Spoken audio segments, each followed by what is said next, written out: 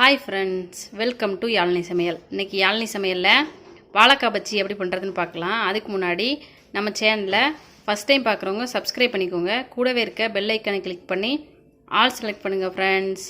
நம்ம வீடியோவை ஸ்கிப் பண்ணாமல் பாருங்கள். வாங்க வீடியோக்குள்ளே போகலாம். தேவையான பொருட்கள் பார்த்துடலாம். நான் 2 நேந்திரங்காயை எடுத்து நல்லா இது மாதிரி சின்ன சின்னதாக ஸ்லைஸாக போட்டு வச்சுருக்கேன். இதுக்கு இந்த கப்பில் 2 கப் கடலை மாவு எடுத்திருக்கேன். நான் இப்போ உங்களுக்கு ஆட்டுறது 1 கப்பு தான். நம்ம மிக்ஸ் பண்ணும்போது இன்னொரு கப் போட்டுக்கலாம். ஒரு டேபிள் ஸ்பூன் அரிசி மாவு, சின்ன சிட்டிகை சோடா உப்பு, அப்புறமா இது காஷ்மீரி சில்லி, இது கலருக்காக. இது நம்ம நார்மல் மிளகாத்தூள், அது 1 ஸ்பூன். இது 2 ஸ்பூன் எடுத்திருக்கேன். தேவையான அளவு உப்பு. வாங்க இப்போ எப்படி பண்ணுறதுன்னு பார்க்கலாம். நம்ம எடுத்து வச்ச இந்த கடலை மாவு உள்ளே சேர்த்துக்கலாம். 2 கப் சேர்த்தாச்சு. இப்போ நம்ம எடுத்து வச்ச அரிசி மாவு உள்ளே சேர்த்துக்கலாம். சோடா உப்பையும் சேர்த்து நம்ம எடுத்து வச்ச மிளகாத்தூள் உப்பு உள்ளே சேர்த்துக்கலாம். இப்போ இதை கொஞ்சமாக தண்ணி ஊற்றி நல்லா பிசைஞ்சுக்கலாம்.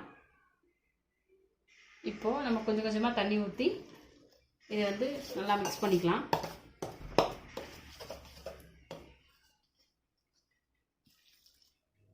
நம்ம மாவை நல்லா கலந்து எடுத்தாச்சு. மாவு இந்த பாத்திரத்தில் இருக்கணும். பாருங்கள், அள்ளி ஊற்றுனா இது மாதிரி அண்டு போகாமல் வருது பாருங்கள். இந்த ஸ்டேஜில் கரைச்சி எடுத்துக்கோங்க. இப்போ எண்ணெய் காஞ்சிட்ருக்கு. நாம் பஜ்ஜியை போட்டு எடுத்துடலாம். வாங்க. நம்ம எண்ணெய் நல்லா காஞ்சிடுச்சு. இப்போது நம்ம கரைச்சி வச்ச மாவில் இந்த வாழைக்காயை முக்கி உள்ளே போட்டுக்கலாம். அந்த எக்ஸ்ட்ரா வர மாவை லைட்டாக அந்த கீழ் பக்கம் வரதை இது மாதிரி துடைச்சிருங்க. துடைச்சிட்டு உள்ளே போடுங்க. அழகா நம்ம பஜ்ஜி ரெடி ஆயிரும். வீட்லேயே நம்ம பஜ்ஜி மாவு ரெடி பண்ணிடலாம்.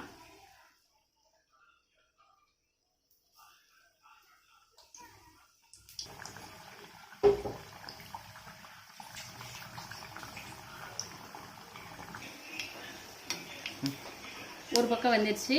நம்ம இப்போ அடுத்த பக்கம் திருப்பி போட்டுக்கலாம். பஜ்ஜியை நல்லா திருப்பி விட்டு வேக வச்சு எடுத்துக்கோங்க.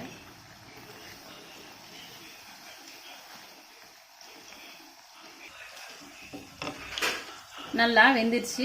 இப்போ நம்ம பஜ்ஜியை எடுத்து வேறு பிளேட்டில் வச்சுக்கலாம்.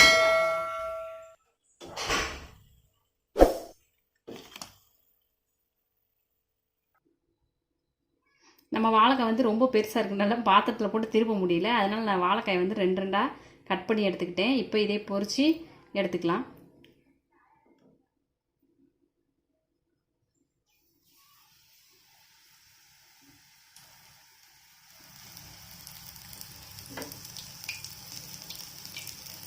மீதி இருக்க எல்லாத்தையும் இதே மாதிரி போட்டு பொரிச்சு எடுத்துக்கலாம்.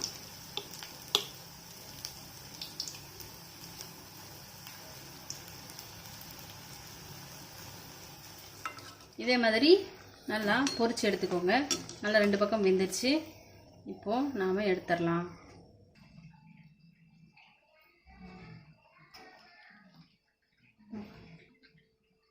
அவ்வளவுதான், நம்ம வாழைக்காய் பஜ்ஜி ரொம்ப ஈஸியாக ரெடி ஆயிடுச்சு. இதே மாதிரி நீங்களும் உங்கள் வீட்டில் செஞ்சு பாருங்கள். செஞ்சு பார்த்துட்டு எப்படி இருந்துச்சு அப்படின்னு சொல்லிட்டு நம்ம சேனல் கமெண்ட் பாக்ஸில் கமெண்ட் பண்ணுங்கள் ஃப்ரெண்ட்ஸ். தேங்க்யூ ஃபார் வாட்சிங்.